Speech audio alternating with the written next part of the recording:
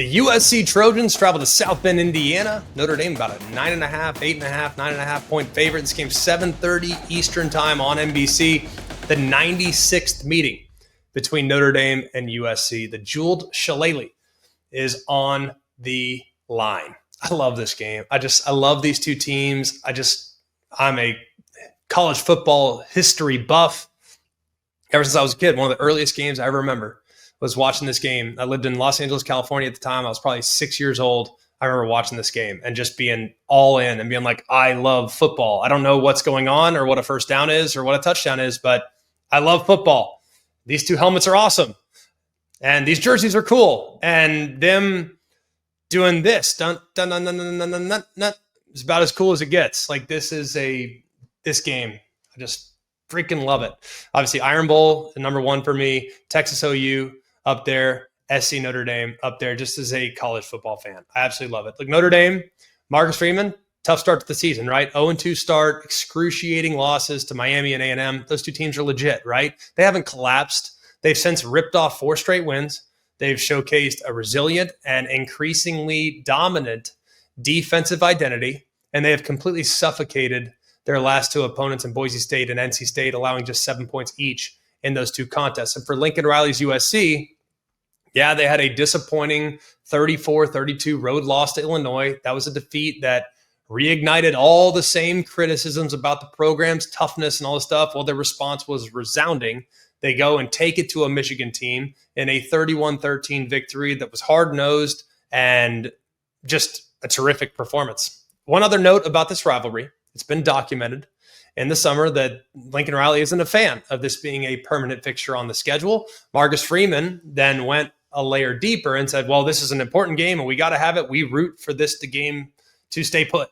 So a little extra layer dating back to the summer of this rivalry. One of the best quarterback matchups of the weekend pits Jaden Mayava, the redshirt junior for USC. He's been perfect for Lincoln Riley's systems, operating the system at a high level, a lot of precision, super elite, pushing the ball down the field. He's thrown for 1,850 yards, over 72% completion, 13 touchdowns against 2 picks, and the yards per attempt, man, they push the ball. They really push the ball. They put a lot of pressure on you, and their screen game's awesome too. CJ Carr, he's been thrust in the starting role and has performed so well, demonstrating a poise beyond his years, and he has thrown for a bunch of yards at over 1,600, 13 touchdowns, just 3 picks. One of those was tipped. Like, he's played great. There's been a lot of flashes so far that has made him that high-level prospect that we all anticipated that he would become.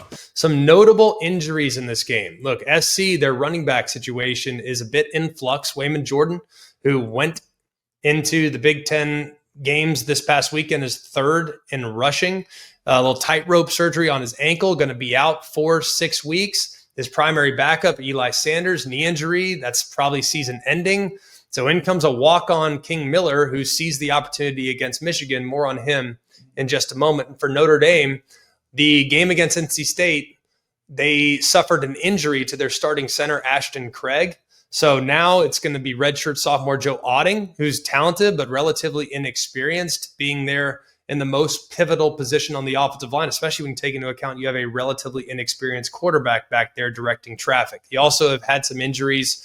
Jaden Greathouse missed last week. Veteran defensive back Devontae Smith. Those guys are all kind of questionable at this point. So check the injury report for Notre Dame. See if they're going to be at 100% for this one outside of their center, who will obviously be out. Question number 1. Can Notre Dame's resurgence slow a dynamic passing attack? Look, this Fighting Irish defense under Chris Ash has really adjusted. And while their season-long stats show that the unit is fine, not great, the narrative is a bit misleading because when you take into account how they started, particularly against the pass, where they were among the worst in college football, they have undergone a significant transformation over the last 3 games. Against Arkansas, Boise, and NC State, they've allowed just 9 points per game. And it's been their ability to, all of a sudden, out of nowhere, manufacture takeaways. 5 interceptions in their first 4 games. Well, they've collected 7 in their last 2. And their season-long interception percentage is now 4th best in the country. And that's a testament to a secondary that's playing with a renewed confidence and aggression. And the surge has been led by some breakout performers. Boubacar Traore has developed into a legit NFL edge rusher. He's been dominant with sacks and the forced fumble. In the secondary, they inserted Tay Johnson in at starting safety. He's kind of stabilized the back end, and he led the team in tackles against NC State and has brought a steadying presence. Well, they're going against an offense that is outstanding. Mayava's been terrific. His weaponry on the outside, leading by Makai Lemon, has been one of the most dominant offensive players in the country, 700 yards receiving thereabouts, and 6 touchdowns so far. He's complemented by the length of Jacoby Lane, who at 6'4" can be a huge red zone threat and is without question the future of this team with his size speed combination. Question 2. Can USC stop the run? Now, the unit's been stout against the run. Statistically, not bad, giving up 108 rushing yards a game. They're 26th in yards per rush. You do have to factor in sacks, and they've been a little bit more susceptible on the edges and have allowed some gashes in the run game. And under Marcus Freeman and offensive coordinator Mike Denbrock, Notre Dame football is a blue-collar unit, right? The offense wants to be built around a powerful and diverse run game that is designed to kind of wear down opponents and create favorable play-action opportunities for their young quarterback. Now, they run the ball about 55% of their offensive snaps. And in their 4-game winning streak, they've been really riding that powerful running back duo of Jeremiah Love, who is a workhorse, and the super explosive, equally dynamic Jadarian Price. Those two guys are about as good of a 1-2 punch as you'll find in college football. And they're going to try to stress the edges in this game, I would assume. Question number 3, can USC's pass rush have an impact against a really good passing attack? CJ Carr has been outstanding here these first few weeks of the season. However, he got hit a bunch against Miami, and that had an impact. So USC as a group, they want to get after the quarterback, but these wide receivers with Faison and Fields and Pauling and the ever-present Raritan at tight end is a good group as far as weapons are concerned, and USC's pass defense has been a significant liability. They're allowing nearly 250 a game. They're not been good on a yards per attempt basis as well. But one thing to account for with USC is that their pass rush, I'd argue it's probably a top 5 unit right now in the Power 5. When it comes to pass rush, they have 20 sacks, which is 7th, but they apply a lot of pressure throughout the course of the game as well.